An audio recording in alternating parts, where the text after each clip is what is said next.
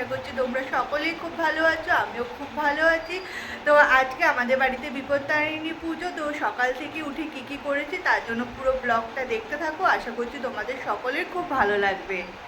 আজকে যেহেতু বাড়িতে পুজো রয়েছে তাই একটু তাড়াতাড়ি স্নান করে নিয়েছি, আর স্নান করে চলে গেছি সোজা ঠাকুর ঘরে। আর এদিকে মা দিকে অনেকটাই জোগাড় যন্ত্র করে নিয়েছে, তারপর এখানে চন্দন বাটতে বসে পড়েছে মা, আর তার সাথেও ধাগাগুলোও তৈরি হয়ে গেছে, সমস্তটা রেডি করে নিয়েছে।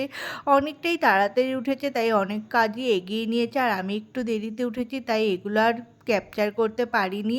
আর এদিকে পুষ্পপত্র থালাটাও গোছানো হয়ে গেছে। বাবা চলে গেছিলো সকাল সকাল বাজারে, তো বাজার থেকে যে সমস্ত মিষ্টি দরকার ছিল তো সেগুলোকেই নিয়ে এসছে, সেগুলোকেই আমি এখন একটা থালার মধ্যে বাড়বো, মানে সুন্দর করে মিষ্টিগুলোকে থালার মধ্যে বেড়ে সাজিয়ে নেব। আর যেহেতু বিপত্তারিণী পুজো তাই সমস্ত কিছুই 13টা করে লাগে, তাই মিষ্টিও 13টা এনেছে। আর এখানে দেখো ফল, এখানে 13 রকমের ফল দিয়ে একটা থালা সাজানো হয়েছে, আর 13 রকমের ফুল দিয়েও আরেকটা থালা সাজিয়ে নেওয়া হয়েছে। বিপত্তারিণী পুজোর একটা নিয়ম আছে যে এই পুজোতে সমস্ত কিছুই 13টা করে লাগে, তাই পানও 13টাই লাগবে। তো এখানে বাবা 13টা পান নিয়ে এসছে। তারপর আমি ভাবলাম যে না, পানটাকে একটু সুন্দরভাবে ডেকোরেশন করে দেওয়া যাক। তো আমি এখন পানটা সুন্দর করে সাজিয়ে নিয়েছি, তো তোমরা দেখে বলো কেমন লাগছে পানটা সাজানো। আর তার সাথে সাথে ঘরের ঠাকুরকেও সুন্দর করে সাজিয়ে নিয়েছি, তো বেশ ভালো লাগছে। পুজো যেহেতু তাই ঘরের ঠাকুরকে সাজাবো না সেটা কখনো হয়? তো ঘরের ঠাকুরকে সাজাতে সাজাতে দেখো এই বিপত্তারিণী যে জায়গাটা আমরা পুজো করছি সেই জায়গাটাও সুন্দর করে সাজানো হয়ে গেছে। আর তার সাথে তোমাদের আরেকটা জিনিস শেয়ার করি, এই আসনটা তোমরা দেখতে পাচ্ছ না, এটা মা নিজের হাতে তৈরি করেছে। তো এত সুন্দর হয়েছে তাই তোমাদের সাথে না শেয়ার করে পারলাম না। তো ঘরের ঠাকুরকে সাজিয়ে এবার ঘরের ঠাকুরকে খেতেও দিয়ে দিয়েছি, কারণ ঠাকুরমশাই আসতে একটু লেট করছিল তাই। তো বলতে বলতে এখানে ঠাকুরমশাই চলেও এসছে, আর নারায়ণ ঠাকুরকে নিয়ে এসছি আমাদের বাড়িতে। তো নারায়ণ ঠাকুরকে দিয়ে আমাদের বিপত্তারিণী পুজোটা করা হচ্ছে। তো ঠাকুরমশাই এখানে পুজোও শুরু করে দিয়েছে করা।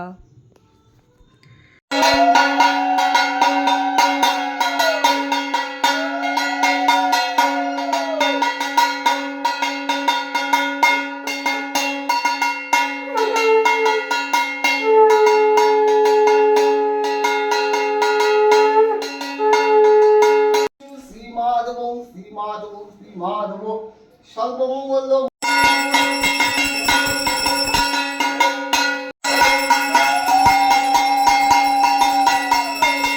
বাড়িতে কোনো অনুষ্ঠান হলে দেখবে তার মজাটাই হয় আলাদা, আর সেটা যদি হয় পুজো তাহলে তো আর বলাই লাগে না কোনো কথা। তো বাড়িতে পুজো হলে সত্যি মনটা খুব ভালো হয়ে যায়, তো আমার বেশ ভালো লাগে পুজো পাঠ করতে। আর যেহেতু বাড়িতে পুজো হচ্ছে তাই আমার মনটাও আজকে খুব আনন্দ হয়ে গেছে। আর যেহেতু আরতি হয়েছে, আরতির আশীর্বাদ আমি কাউকেই দিতে পারলাম না, তাই পঞ্চপ্রদীপটা সবার সামনে ধরলাম। সবাই এখান থেকেই ঠাকুরের আশীর্বাদ নিয়ে নিও, আর ঠাকুর দেখবে তোমাদের সকলের মনোবাঞ্ছা পূর্ণ করবে। পুজো কমপ্লিট হয়ে গেছে, আর আমরা দেখো এখানে কাঁঠাল ছাড়াতে বসে পড়েছি। ফার্স্টে আমি ভেবেছিলাম ছাড়াবো, তারপর বাবা বলল যে হাতে আঠা লেগে যেতে পারে, তাই নিজেই বসে পড়েছে কাঁঠাল ছাড়ানোর জন্য। আর আমি এখানে বসে রয়েছি যে দেখার জন্য আর খাওয়ার জন্য। তো এত বড় কাঁঠাল যে কি বলবো যে, আর কে কে আমার মতো কাঁঠাল খেতে ভালোবাসো সেটাও আমাকে কমেন্টে কিন্তু জানিও। আর আমার কাঁঠাল খেতে দারুণ লাগে, তাই বলে আমি সব ধরনের কাঁঠাল খাই না, যে খাজা যে কাঁঠালগুলো হয় সেগুলোই আমার খুব ভালো লাগে খেতে। তো কাঁঠাল ছাড়ানো হয়ে গেছে। এখানে মা যেহেতু 13টা লুচি খেতে হবে তাই এখানে ময়দা মেখে নিচ্ছে শুধুমাত্র চিনি আর সাদা তেল দিয়ে। তো ময়দা মেখে এখানে লুচিও বেলছি, লুচিগুলো পুরো ফুচকার মতো হয়েছে দেখতে। তো সেটাই মাকে বললাম যে মা লুচিগুলো পুরো ফুচকার মতো হয়েছে, তো এই লুচিগুলোই খেতে হবে 13টা।